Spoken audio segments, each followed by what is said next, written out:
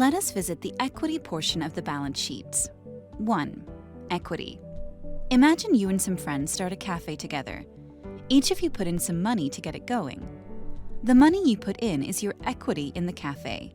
It's like owning a piece of the cafe. If the cafe is worth more over time, so is your piece. If it loses value, so does your share. Equity is basically your stake or ownership in the business. 2. Dividend earnings. Now, let's say your cafe starts making money. After paying all the expenses, whatever profit is left can be thought of like a pie. You can choose to either distribute this pie among the owners, like a reward for investing. A higher dividend yield is usually preferred for investors, like the extra interest income you gained for buying the cafe equity. However, investors usually take the dividend yield with a pinch of salt, as it requires them to analyze whether the cafe or company can keep up with the dividend yield during recession and on bad times. 3.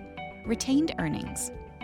We were saying after paying for all the expenses, you were left with the income, which can be distributed as dividends. What happens to the cash which were not distributed out of dividends? In Cafe Fund Flicks, we keep retained earnings in the cafe to buy new furniture, better coffee machines, or save for a rainy day. The part of the profit pie you decide not to give out and keep in the cafe is called retained earnings. It's like the cafe's savings that can be used for future growth or as a cushion for tough times. 4. Accumulated Other Comprehensive Income, AOCI. This one's a bit trickier. Imagine your cafe bought some paintings to decorate the walls, and over time, these paintings increased in value.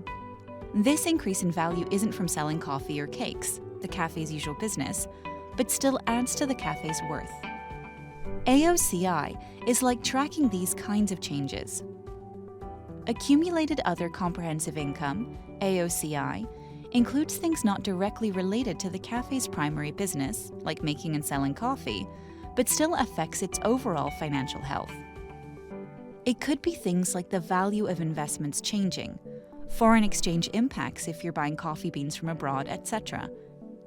AOCI is like a record of the ups and downs in value of these extra things that are part of the cafe's story, but not its main plot or main source of revenue.